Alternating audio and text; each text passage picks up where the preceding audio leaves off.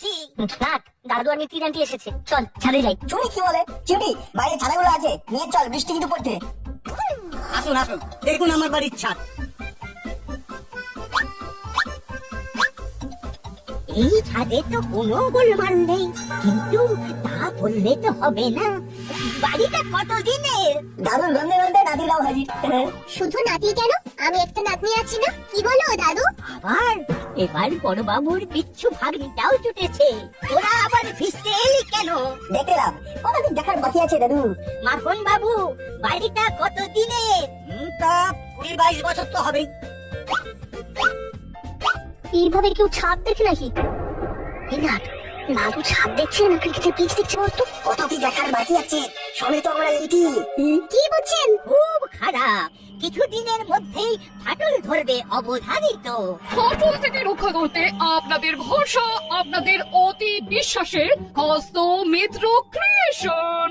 ছাদটাকে একেবারে মজবুত করতে চান? অবশ্যই চাই। কি করতে হবে? ছাদটা ভেঙে আবার নতুন করে করতে হবে।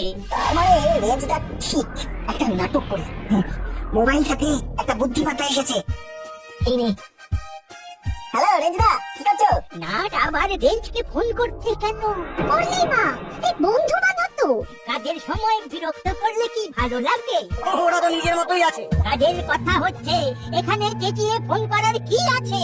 আমি তো ফোন করিনি, ফোন করার একটা প্রয়াস করার চেষ্টায় ছিলাম। এবার দাদু তুমি রেঞ্জটাকে ভয় পাও? কেন রেঞ্জকে ভয় পাবো কেন? একটা ফচকে ছেলে, তাকে নাকি আমি ভয় করব? মাখন বাবু, এইসব ছেলে মেয়ে থাকলে কোনো কাজের কথা হবে না। আমি এখন যাচ্ছি, চলো বৌমা। ও চলুন তাহলে।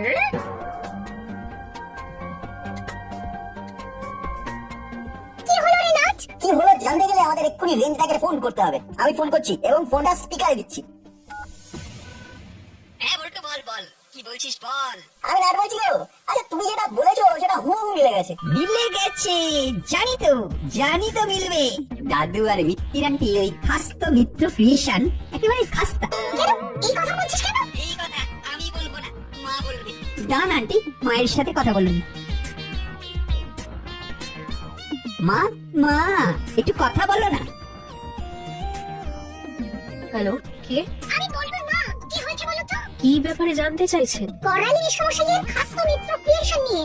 আরে আর বলবেন না, আমার এক আত্মীয়ের বাড়িতে রেনোভেট করার জন্য পাঠিয়েছিলাম। সামান্য কাজ ছিল, ছাদে একটু ড্যাম ধরেছিল, এটাই তার অপরাধ। তার মানে আর বলবেন না দাদা, আমার সেই আত্মীয়ের বাড়ির ছাদ ভেঙে দিয়ে এক বিচ্ছিরি কাণ্ড ঘটলো। তাদের সাথে আমাদের এখন মুখ দেখা দেখে নেই, কি ছকবাড়ি যে করেছিলাম। বাবারে, আমাদের ছাদে কিছুই হয়নি, তাও বলে কিনা ছাদ ভেঙে নতুন করে করতে হবে। আচ্ছা এটা মানা যায়? হ্যাঁ বাবারে না, খুব বাঁচা বেঁচে গেছি।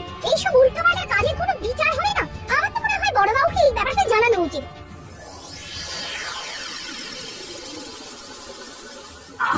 করালি বাবুর কি বিরতি ধরলো এই বয়সে লোক হাসিয়ে? ছি ছি ছি, কি লজ্জা কি লজ্জা। দাঁড়ান, ওনাকে ডাকি। শুধু দাদুকে একা নয়, একদিকে ডাকুন বড় বাবু। খালি কথার ফাঁকে ফাঁকে খাস্ত মিত্র ক্রিয়েশনের অ্যাড দিত। দাঁড়া, ফোন কই একটু করতে দিতে হবে। ফোন করে কিছু করতে হবে না, এখানে রাখুন। ঠিক আছে, আমি ওনাকে এখানেই ডাকছি। রিং হচ্ছে। হ্যালো, করালি বাবু, একবার থানায় আসুন। আর আসার সময় মিত্তির ম্যাডামকেও নিয়ে আসবেন। কি ব্যাপার? আমি একজন রেসপেক্টেবল এক্স অ্যাডভোকেট। আমিও একজন রেসপেক্টেবল পুলিশ অফিসার।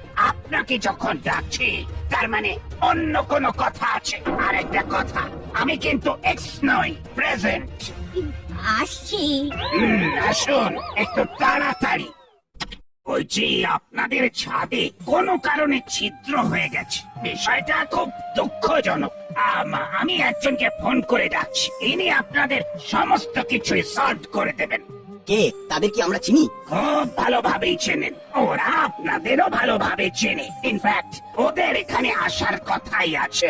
আমি ফোন করে জেনে নিচ্ছি ওরা কোথায় আছে।